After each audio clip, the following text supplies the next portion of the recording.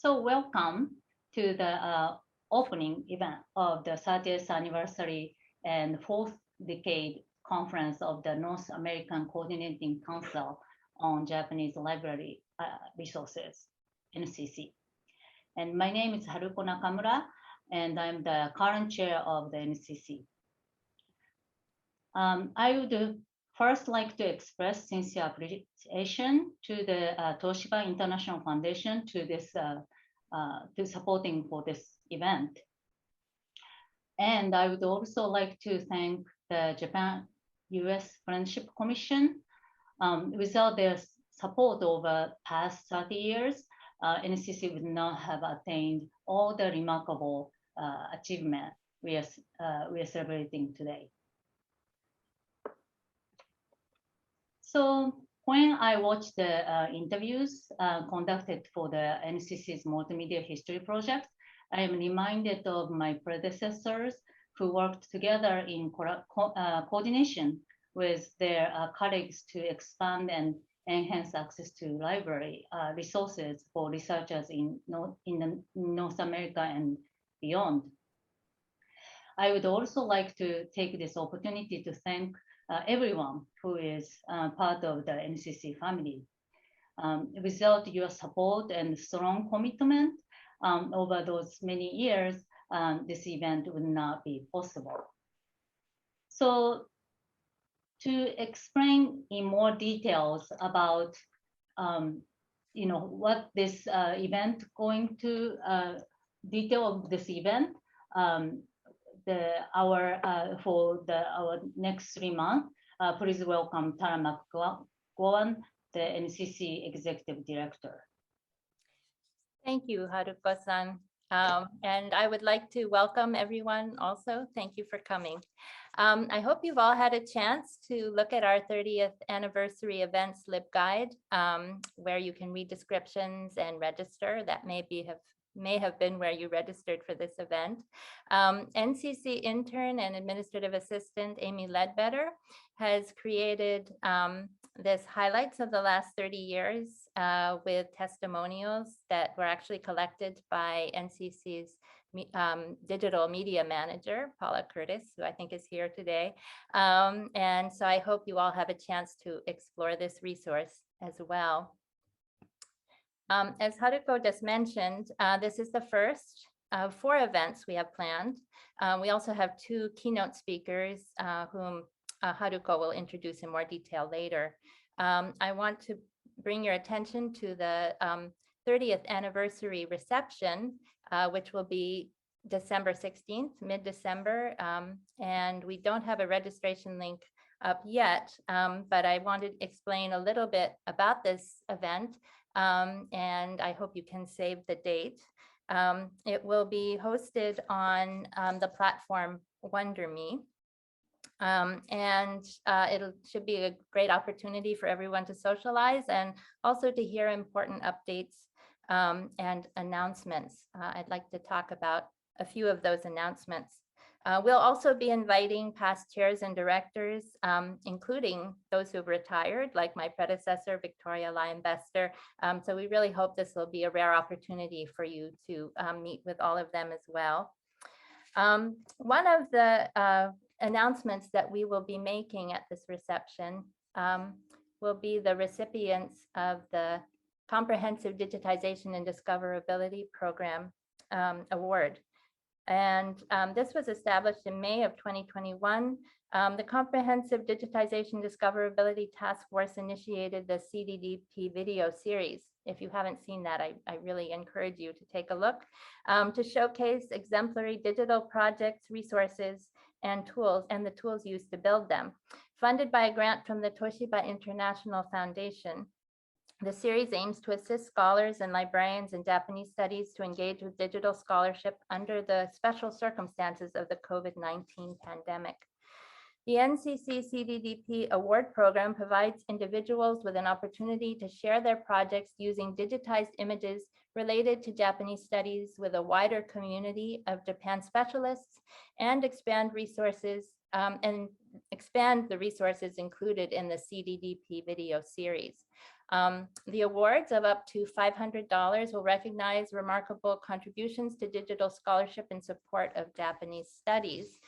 So please note that the application deadline for this award is the end of October, so there's still some time, and I hope you'll share this information widely with your students and colleagues and encourage them to apply.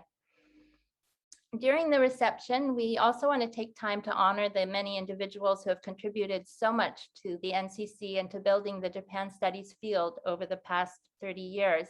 As Haruko mentioned, the Multimedia History Project is one way that we've been collecting stories about the life's work of these remarkable individuals.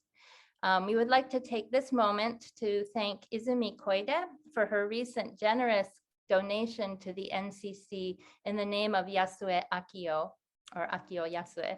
Among his many accomplishments, Yasue Akio served as co-chair of the Task Force for NCC's Image Use Protocol Working Group and was a global leader in the field of conservation and preservation. At the reception in December, we will share details on how people can contribute to the NCC in Yasue Akio's name so that we may create a one-time award for someone in the field who most exemplifies and carries on his legacy in the field of conservation and international exchange. We will be announcing more details relating to this campaign and how to nominate candidates for this award at the reception in December. So please stay tuned. The NCC is an almost entirely volunteer-run organization, and our activities are only possible because of the commitment of everyone to increase access to Japanese information resources equally for all. Even small individual donations from our various constituencies, which include librarians, scholars, students, vendors, and publishers, indicate a broad base of support that shows prospective funders that the NCC's work continues to be needed and valued by those who benefit from it most of all. Please consider donating to the NCC through our website. Thank you. Thank you, Tara. Now I would like to shift to the main part of today's event. Many of you have participated over the past years in discussions about reassessing NCC's membership, fundraising, and organizational structure. And so, as you know, the Japan-US Friendship Commission is expecting us to diversify our funding and in the near future become completely financially independent. Our fundraising task force is taking on this challenge, but we still need to address the low visibility of the labor that the NCC does for our communities and the difficulty of defining a concrete product of, to appeal our other funders. As we look to the future, it is clear that we must continue our restructuring effort and expand our public outreach to raise awareness of our contribution to the field. But we also need to call upon all our constituencies to become involved in our programming and our mission to expand access to Japanese resources for everyone. NCC is a unique organization that can only function with the advocacy and involvement of faculty, students, researchers, and librarians. If we want this organization to continue, we will need to coordinate our effort now more than ever. So while we celebrate our past achievement, the NCC also needs to establish a new path forward in the coming decade. And for that, we have created this panel made up the next generation of librarians to share their thoughts about the future of the field. In the spirit of NCC's mission, this panel will inspire us with new ideas, new actions, and camaraderie stronger than ever before to achieve something greater than would otherwise be possible for a single individual. So now, please welcome Fabiano Takashi Rocha, the NCC chair-elect, who will moderate this roundtable discussion. Thank you, Haruko. And it's great to see so many familiar faces and some new faces as well, like Bert from all the way from Zimbabwe. So it is my great pleasure to have 4 colleagues who gracefully agreed to be part of this panel, in which they'll share a little bit about who they are, their career paths, their individual experiences during the pandemic, and finally, we'll talk a little bit about their experience with the NCC and what they expect from it in terms of support and future engagement. So instead of my introducing them individually, I'm going to call upon each panelist to introduce themselves by stating their name, their position, their affiliation, and how long they have been actually working in the current position. And I would also like them to say a couple of words about how they ended up becoming a librarian. So I would like to then invite the first person on my list, and that would be Matthew. Matthew. Hi, everybody. My name is Matthew Hayes. I'm the Japanese Studies and Asian American Studies librarian at Duke University. I have been in this position for 2 whole months, as of about a week ago. I came to this field really sort of slowly, beginning maybe around 2015 or 2016 when I began working with my Japanese Studies librarian at UCLA. I did some work on some collections building there as I was working through my PhD degree, and then worked a little bit in special collections as well at UCLA. So by the time I finished my PhD in 2020, I felt prepared enough to apply for jobs in this field, and here I am now. So happy to be here. Thank you. Yeah. Thank you. So the next one, I'm going to invite Kana to talk a little bit about herself. Sure. Hi, everybody. It's very good to see you. And I'd like to say thank you, Tara, Haruko, and Fabiano for organizing this event. I'm very honored to be one of the panelists in this group. My name is Kana Jenkins. I'm the East Asian Studies librarian and also the curator of the Gordon W. Prime Collection at the University of Maryland Libraries. Prime Collection is the collection of Japanese print publications that are published between 1945 to 1949 during the occupation of Japan. So, and it is a part of the special collection. So administratively, I belong to the special collection. I report to the special collection director, but almost separately, I have the different appointment as the East Asian Studies librarian. So for that, I belong to the a group of the art and humanities subject librarian. I became the coordinator at the Prime Collection 9 years ago. And even though that position was primarily for the digitalization project, I was very lucky to be involved in different aspects of the library, the operation of the Prime Collection. And, you know, it made me think that there's so much things you can do in this career. So I applied for the MLIS in 2015, and finally came to this position officially in the fall of 2019. So that's how I came to this position. Thank you. So the next one on my list is Rebecca. Welcome, Rebecca. Thank you. And thank you so much, Fabiano-san and Haruko-san and Tara, for having me here. And it's great to see all of you. So my name is Rebecca Mendelson. I'm the Japanese Studies Librarian and Korean Studies Liaison at the University of Pennsylvania. And I started in this role just over a year ago in July of 2020, right in the thick of the pandemic. So I became a librarian after completing my PhD in religious studies at Duke. I had an emphasis on Japanese Buddhism. And during my years as a grad student, I was deeply immersed in libraries and archives in Japan and the US. I loved this realm of libraries and archives. And I was also very inspired by Duke's Japanese Studies librarian, Chris Troost, with whom I worked closely as a grad student.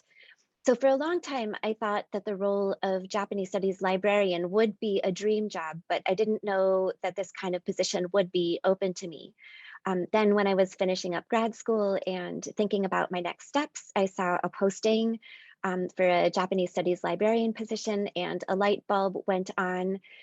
This job seemed like an excellent fit for me, not only in terms of my subject training and academic background, but also on a personal level in terms of personality strengths and interests. I was most excited about being part of something way bigger than myself in terms of building collections that people have been cultivating for decades, enabling research and learning and teaching on a large scale, collaborating with people both within and outside of my department and institution, and continuing to build networks internationally, networks I've been part of for many years as a researcher.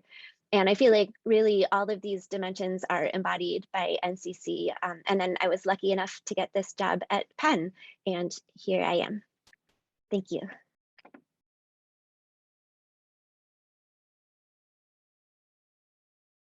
For some reason, I got muted and I don't know how it happened. So now, thank you very much, Rebecca. And now I would like to invite Mitsan to talk a little bit about himself. Thank you so much. My name is Mitsutaka, but Mitsu is fine. Mitsu Nakamura. I'm working at the Washington University in St. Louis as a Japanese and Korean studies librarian for about 2 years. And well, I try to make it short, but actually I have a long career history in film and TV production companies. And then I was working at one program called Asian Voices. That was my pinnacle of my previous career, because in that program, I was able to interview with Asian dignitaries such as George Takei or Tawaku Kalman. There are many Nobel Peace Prize laureate in 2011, I think. Then finally, Benny Yu Ting, I'm sorry, he's from Hong Kong, and of course, he's one of the co-founders for the civil disobedience in 2014, and later that was developed and called as umbrella movement. Anyway, I was so inspired with these peoples, and I was so happy with that. But one day I was assigned with a new task to archive all of the program. It was about as many as 50 plus program. Then I had to go through every single scenes with all of the copyright related issue and so on. Then that was the moment I was really intrigued by the idea of archiving first. Then I got enrolled at the library school first. But actually, there was another turning point happens to me, because when I was working as an intern at the University of Southern California, I happened to met Rebecca Corbett. I think she's here, but and she is still a Japanese studies librarian there. Then that was the first moment to connect me to this, whole Japanese studies world. So thank you so much, everyone. I'm so happy to actually see you all, and I'm so pleased to be here to talk about everything. Thank you so much. Thank you. It's great to hear such a varied kind of career path. It's really amazing things that people have experienced so far. And thank you very much for sharing with us. So the second question is primarily for Mitsu and Kana. And as they started their careers a little bit prior to the pandemic, has the pandemic forced you to change the way you manage your collections or support your faculty, students, and researchers? And now that many libraries have reopened, we could technically go back to basically normal, to the ways that we did things. But do you think that these practices that you kind of developed during the pandemic are going to continue? And I'm going to call on Kana first. Sure. I want to say one thing that really changed in my work is the collection development field. Majority of my faculty members prefer the print materials, and some of the materials they require are not even available in the e-version. And of course, during the pandemic, I couldn't order any print materials. And for the that's for the East Asian Studies librarian side, but even for the print collection, I do the collection development for our reference section, and I only order print for that. So in top of that, I had some budget restrictions for the fiscal year 2020 and 2021. And on top of that, as many of you painfully aware, the e-resources cost way more than the print materials. So because of that, I wasn't successful to get the increased money, the budget on my normally print only budget. So I feel like the collection development, my collection development ability was really suffered double. And I was really concerned about how the trend was. I think many of you are aware that I was very concerned about how the trend was ordering e-resources only, and because that was really wasn't suitable for my faculty members and students. Thank you. Mitsu. Yes, I had the same issue actually, since WashU is actually one of the first, I think one of the first college libraries to cancel ETAS of HTTOS, emergency temporary access services, as soon as we partially resume the library services, even if it's pickup services. So after that, everybody actually started to complain that once they had access digitally, but suddenly they are gone. And then all of them realized that what's available in digital world. So that's the moment actually we have to see the reality, and also these things are beyond our control. Well, I should say these are the issues and challenges that the library alone cannot address any longer. So what I was thinking and what I was trying to do is try to do something I can do. So one of the things is actually I launched a book club, a Japanese book club with a PhD student, because they were supposed to move to Japan in that year, last year, but they were suddenly banned and they're stuck in the US. So try to actually form a team, a group of students, then meet online on Zoom monthly so that they can read the same textbooks, same literature, then discuss in English. Then that actually went so well, and through word of mouth, we actually garnered so many participants, even outside of WashU, even outside of this, the institutions. So I thought that's something really interesting, because then after that, I could invite these authors of the titles as a guest speakers. Well, that went so well because of all of the technology, they can hook up so easily. Then I'm so happy to say that I could successfully refer one of the WashU students to the author. Then now she's working as a translator of the title we read for the first time. So I think that's some example of what we can do. Well, maybe these are not the duties that that traditionally thought the librarian's job, but maybe I'm finding so many opportunities that in the duties that are barely in the realm of librarianship for the futures.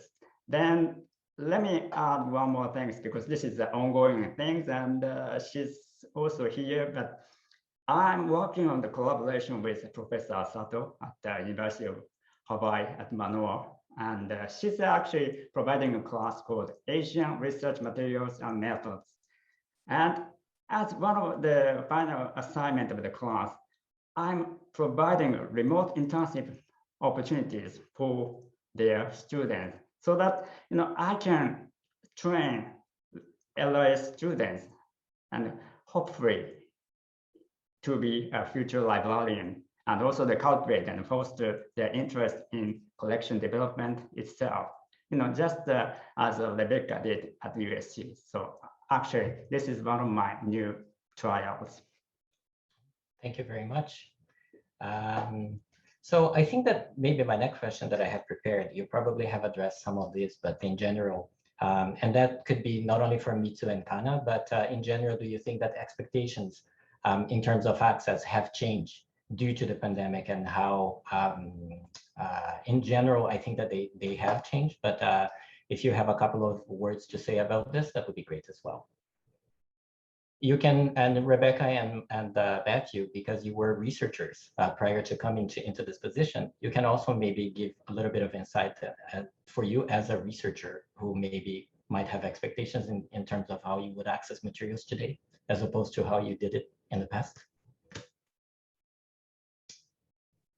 Sure, I can say just a few things about this. Again, this is a difficult question for me to answer because I obviously don't have any experience with faculty expectations prior to my arrival. But I will say that by and large, and this might be a product of us now coming up on what, almost 2 years into a pandemic, I guess, in early next year, by and large, faculty has been mostly understanding and fairly patient with what have been kind of otherwise inevitable delays with book acquisitions and many other issues, I think, that are stemming from the pandemic. So I mean, on the one hand, I feel very, very grateful to have understanding faculty, and I've worked very, very hard in these initial weeks to think through how to get access to otherwise difficult to access materials. So for me, the expectations of faculty have remained the same since I started 2 months ago, which has been largely kind of patient and understanding. But certainly, this is a frustration I share myself, having just exited a PhD program, doing my own research. As a researcher, I've had to shift my focus. I'm a pre-modernist, so I think in some ways I work on the Edo period, right? So in some ways I have access to digitized materials, perhaps more than medievalists or people working in prior periods than myself. So that hasn't been too bad, but I have certainly had to shift my focus in terms of thinking about how badly I need this or that item if I can't get it, or if I need to wait, or if I need to find another way around. So in some ways, entering into a role like this after having experienced the tail end of my PhD program, I finished in March 2020. So right when everything was starting to become very, very difficult, I think made coming into this position maybe a little bit easier, actually. Thank you. Rebecca, if you have any comments, that would be great. Yes, so one thing that really surprised me, although I don't really have a pre-pandemic baseline in terms of working with faculty as a librarian, is actually the pandemic sort of reinforced a reliance on print materials. I was really surprised how little people came to me with requests for electronic digitized materials, but and it was interesting, you mentioned the example of HathiTrust emergency temporary access services. If anything, while the service was, I think, like life-saving and research-saving to graduate students during the pandemic, there were faculty members who expressed just frustration that they couldn't access the print materials. And yes, were just waiting and waiting and waiting till the ETAS was over and they could access their beloved books. But yes, just thinking generally about continuing access to hard to obtain materials. And like in my personal experience as a researcher, I mean, I have a treasure trove of scanned materials from my 1.5 years in Japan and more than that. But I work in a genre that hasn't been largely widely digitized in like Meiji era, Taisho era journals in religious studies and Buddhist studies. And so thinking about like especially ephemera and basically how to enable access to some of these more obscure materials too is something that I continue to think about, especially when there has been such disruption to services as during the pandemic. Thank you. I think that it's really interesting that Matthew, you pointed about very patient faculty, and I think that it's the experience that we all probably share with our faculty as well. There might be a little bit of expectation that they would like to have access to electronic versions, but at the same time, they are understanding that the market in Japan is still not, equivalent to what we have in the West. And Rebecca's comments are actually quite interesting in terms of reaffirming the importance of print in area studies, and particularly Japanese studies that we all know quite well. So I'm going to move on to the next question. And the next is actually, again, for Rebecca and Matthew, but it was more, we wanted to hear a little bit about your experiences starting a career, going through an interview process. And starting your career in the midst of the pandemic, which is something that most of us haven't actually had experienced. So I'll start with maybe Matthew again.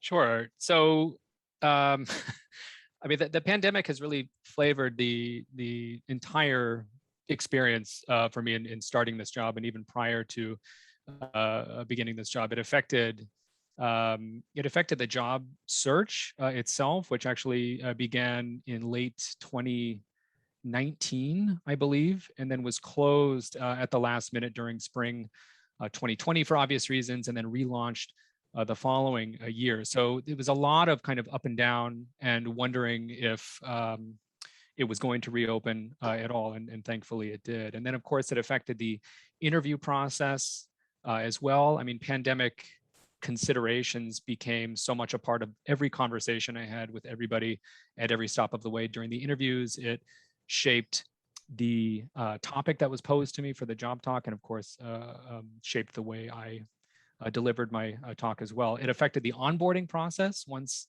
I arrived, of course. So, you know, trainings and orientations that were typically offered in person, of course, had been moved online. But I think more impactful for me was just arriving to an empty campus and to an empty office, and that was very kind of a strange way to begin a new position at a new university. So. This is to say nothing of the kind of initial weeks of book buying, right, which occurred under what continued to be a very strained supply and demand chain. And then, of course, this is to say nothing of budgetary issues that have, I think, been an issue for everybody. So it's very difficult, I think, to understate just how much the pandemic has shaped at least my entry into this field. I suspect it was similar for Rebecca, even though she came in a year prior to me. But at the same time, it's been amazing to have support and patience again with others in the field, even when they themselves are under very immense kind of strain in their own work. So yeah, it's affected everything. Excellent. Thank you. Rebecca? Yes, my experience really resonates with pretty much everything Matthew described in terms of the interview process and job search and then onboarding. It's been really strange and challenging in some ways to integrate into the fabric of the library community. Just meeting my colleagues through Zoom and not having all those little meetings, kind of informal meetings in the stacks or after meetings in which you just develop relationships. Although there was an astonishing number of new hires at Penn Libraries actually during the pandemic. So there sort of arose a community of newbies who have continued to kind of foster a sense of community even while I also get to know more seasoned colleagues. It's also been challenging to learn about collection development and library workflows while not being able to access the collection or the spaces physically. So in terms of collection development, I was able to thankfully get to know faculty and graduate students' research interests by having one-on-one Zoom meetings. But then in terms of getting to know our collection, this had to happen through searching our library catalog and doing analytics reports, not through walking the stacks or offsite storage facility or our other spaces. Also in terms of kind of where my work fits into technical services and other library departments, and not really having a very abstract sense of the workflows and library processes. Yeah, it just remained very abstract till I actually started working on site in the library this August. Another thing is it's been challenging not to know what normal is in the sense that Penn has taken the opportunity during the pandemic and during this time of great transformation and transition to do reorganization of staffing, of departments. It's been kind of large scale. There's been budget shifting, there's been shifting of offices and technical services and other spaces. So, and this is still a work in progress. So just I'm still trying to wrap my head around kind of what is standard and normal while that is a moving target. So But I've really benefited from Zoom becoming more commonplace. So just as everyone has gotten more used to it, it's been just much more natural to, meet with colleagues across the country. And I have had such generosity. I've been met with such generosity when I've reached out to many people in the Zoom room, learning from them. So it's been really wonderful, actually, in that sense, to have kind of the boundaries of space eradicated in certain ways during this strange time. That's great. Thank you so much, both of you.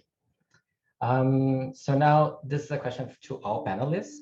How did you learn about NCC, and how has the NCC helped you with your professional needs so far? Maybe we'll start again with Matthew.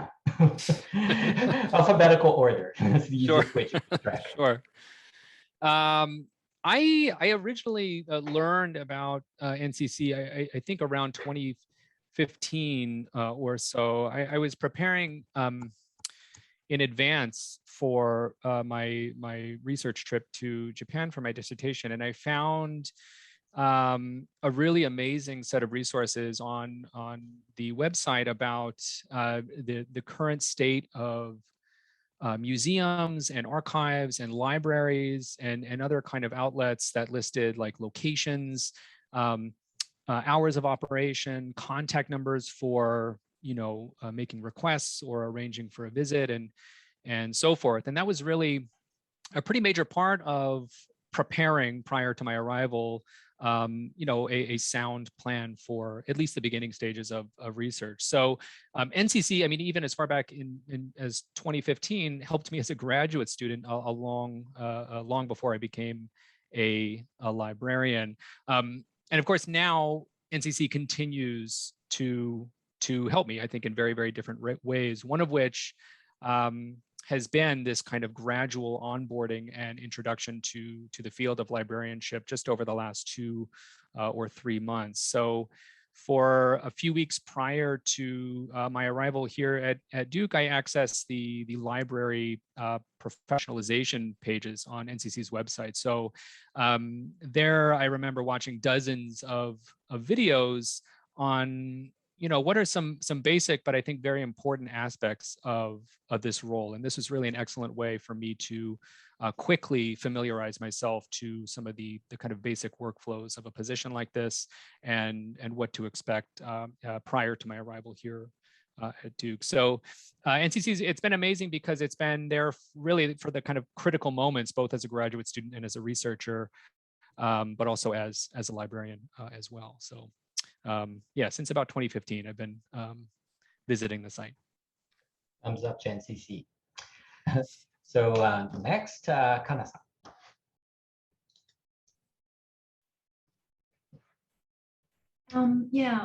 When I was a coordinator here, Miss Eiko Sakaguchi, I'm sure some of you remember her. She was the curator of the Golden Double Brand collection and also the East Asian Studies librarian. I believe she was the one originally who introduced the NCC to me. I started to be a little more aware of the NCC's work in 2015. But I would like to say really my turning point was joining the outreach working group of the NCC and realizing how much, sort of going back to what Tara said at the beginning of this panel, how much voluntary extensive work has been already done in the last 30 years. I just didn't really know much the depth of it, and it really blown my mind. And that made me to be more actively involved in with this community. And also with working with the outreach working group, I started to get to know the other members of the committees as well as other NCC members, and realizing how their day-to-day challenges and opportunities are very similar with what I face in my own institution. And that kind of mentorship / sort of camaraderie connection with the other members across the country has been very precious to my professional life. Thank you. Rebecca. So I first learned explicitly about NCC from Chris Troost when I was exploring the possibility of a librarian career. But at that point, I realized I had been benefiting from NCC resources for years. I also, like Matthew, I think used the same incredible page with detailed information about accessing Japanese libraries and archives. As a graduate student, I used the Buddhist studies multi-volume sets at Duke that had been purchased with funds from an NCC initiative. I had been using all these e-resources for which NCC members had negotiated consortial pricing. So I had been benefiting without realizing it for a long time. But NCC members have really played a very important role in my career. Early on, when I was considering applying for positions, I reached out to a number of now colleagues, mostly Japanese studies librarians at various institutions, to learn as much as I could about the field and different librarians' roles and how the collections differed and the roles differed from institution to institution. These senpai were incredibly generous with time and advice, and with each conversation, I felt more not only like having knowledge about the profession, but just excited about the profession and where it is going, and excited about the role of information professionals in the field of Japanese studies. And simultaneously to these conversations, I started exploring NCC's vast troves of online resources, many of which Matthew mentioned, which were and still continue to be both inspiring and informative. And yes, I'm very excited to learn about, I'm always very inspired and excited to learn about different projects and endeavors that NCC's working groups and committees are working on, like projects undertaken by the Comprehensive Digitization and Discovery Program team and the Cooperative Collection Development Working Group and various groups. So, yes.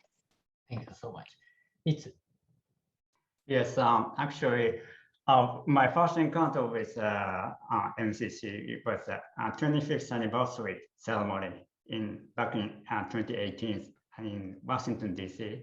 That was a place I first learned what NCC is because of the entire slideshow of almost 25 years since 1991. So I was totally stunned with the range and the diversified events and also the achievement you guys had so far. So that was very happy moment for me because I could acquainted to most of you at that time. Then following that event, as I also wrote in my testimonial of NCC, in November 2018, there was a digital scholarship workshop in Princeton, and I was luckily included, and I was able to participate in as one of the attendees because I was working at the East Asian Library of Columbia University at that time.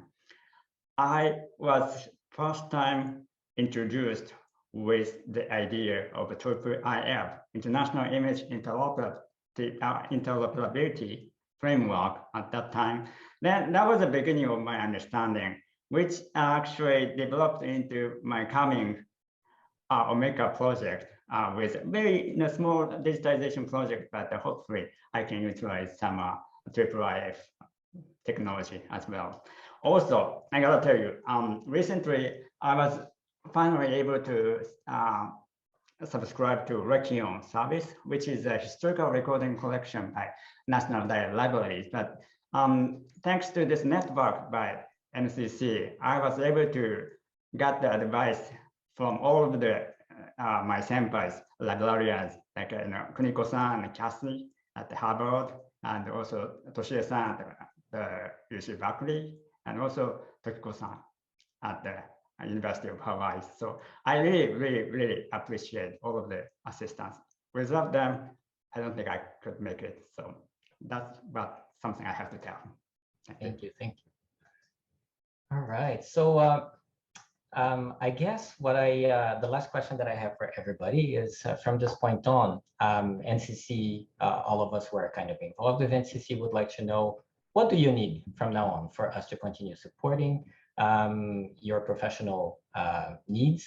And also not to, because these are the things that are going to kind of inform the way that we actually develop our programs, and understanding a little bit, because we usually target our programs in terms of putting together things that are going to be beneficial and what is needed at that time.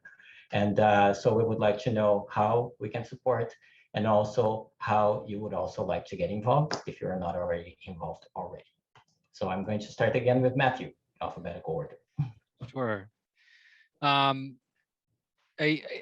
I can just speak from my personal experience. One of the challenges for me as a newcomer to this field has been this sort of transition from a research-focused PhD program to the library world. And I think while the resources on the NCC website and peers in the field and certainly other librarians at my own institution have been really pivotal and incredibly helpful, I think a more kind of formalized either training event or series of events offered occasionally for newcomers like myself in the field would be really a welcome thing.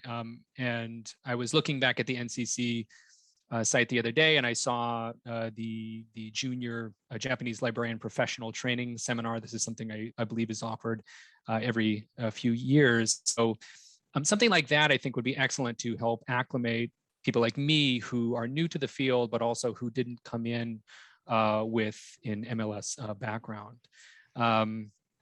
With that said, I mean, I would also say that those of us who come over from a PhD program, I think, have quite a lot to offer NCC and its greater community of constituents. So while we may lack the kind of formal MLS training, we do have training in very specialized areas that I think some librarians may not have, right? And some of this may be very helpful or even necessary for maybe consultation work with faculty or students. So just thinking here, I mean, I know that Rebecca and I come from a Buddhist studies background, right? And for us, this is a very comfortable area when it comes to identifying and recommending sources and research methods and research sites in Japan. And I think it would be great if NCC leveraged these training backgrounds for the benefit of the NCC community, right? So either through committee work or working groups or guides or other events hosted by NCC. So I think from my perspective, I would love to become involved with NCC in ways that best leverage my background so that I can support the work of other librarians in the field. Excellent. Thank you very much. Kana.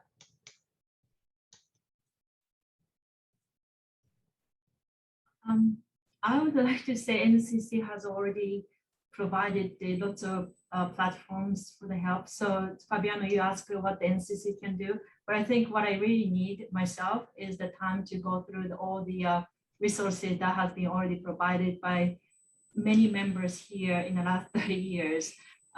Just delve deeper into this breadth of the knowledge that has already accumulated, you know? For example, that I know there is the information literacy class resources on the NCC's website. And even though teaching side of the librarianship is really something that I really like, and something that I really love, and I'd like to come to the scholarship out of it for that.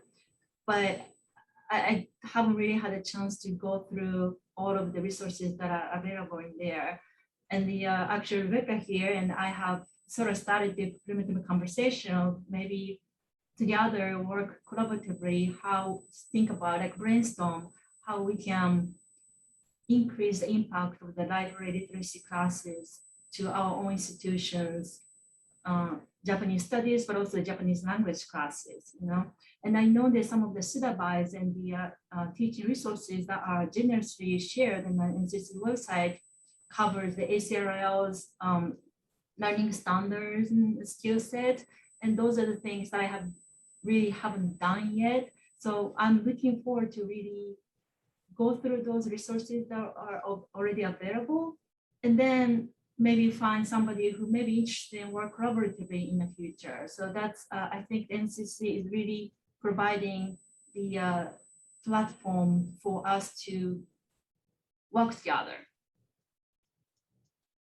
Thank you. Rebecca. So as I continue to grow as a professional, I just really look forward to continuing to learn from my seasoned colleagues, whether it's in kind of informal settings, conversations, and so forth, or more formal settings like what Matthew was saying, structured kind of orientations for those who are new to the field, or workshops on more technical aspects, technical services and processing, or other kind of structured activities. And I am really looking forward to and need community. I have loved collaborating with other NCC members on projects like the IV Plus Queer Japan Web Archiving Project. And in the future, I am really interested in getting involved with all kinds of projects concerning cooperative collection development strategies or different kinds of digital projects. I was excited, for example, to learn recently about the initiative to create a map or dashboard of notable Japanese collections in North America. And I mean, I would really love to collaborate on similar projects in the future. I also liked Matthew's idea about, if there were ways of leveraging, different kinds of expertise, whether it's subject training or like technical services, kind of knowing who to go for what kind of, subject or other kind of expertise. Thank you. Mitsu. Yes, as Matthew said, actually NCC has so diversified our multiple talent of the people. I mean, that each individual has their own skill sets, and that's the really resources of NCC. For example, let me say, I'm just so proud to be a member of PPA, for example, which is a Plan to Pacific Alliance, who successfully conducted Japan Knowledge workshops since in last week and this week. It's a collaboration among all of the individual with talent, like so the Adam and Michiko and Tokiko and Kevin and Azusa, all wonderful. They did all great jobs, and I think if we can collaborate and also if we can find the best matches of the skill sets of individuals, sometimes work as an individual, but sometimes may work as a group. And it might be a great idea to finding its optimal matching point for every single opportunities. Maybe NCC can find, can actually find the best solutions and from now on too, because of these human resources assets. Thank you. Great, thank you. So I think those are all the questions that I have for now. And I know I'm a little bit conscious about time, but I think that now at this point, we just would like to open the floor for maybe a couple of questions from the audience before I pass on to Haruko to conclude the event. Anybody has any questions, comments, you can, praise words, participants? Put your hands if you have any comments. Tara-san, do you have any questions? Yes, so we have one question here. So earlier, Haruko had mentioned that one of the challenges NCC faces is that so much of the work we do, everyone does, is behind the scenes. And it's really hard to make it visible in a way that, we can get the attention of prospective funders. So the question was to each of the panelists, do you have any ideas of how to make our work more visible?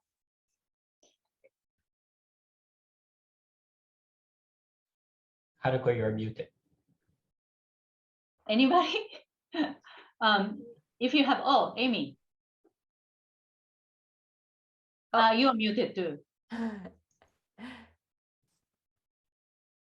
Changing the subject a little bit, I really sympathize with that challenge because I spent a good deal of my time trying to raise money.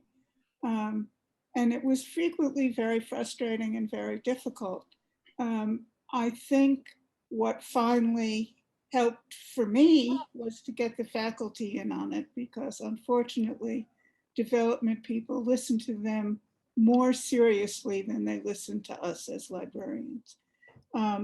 But I would just like to add that I missed the first half, unfortunately, but the start of this organization was really difficult, and it was really a major effort for those of us who were at the beginning. And I feel so inspired by the younger librarians.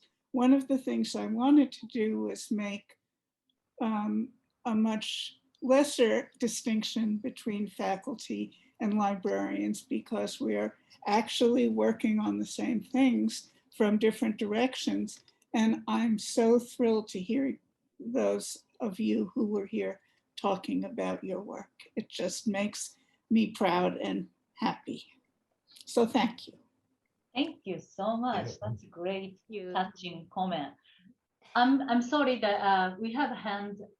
Yeah. Asato-san? Asato Noriko. Yes, hi. Yes, hi. Hello. My name is Noriko Asato, and I'm on the faculty of the Library and Information Science program at the University of Hawaii that Mitsan just mentioned.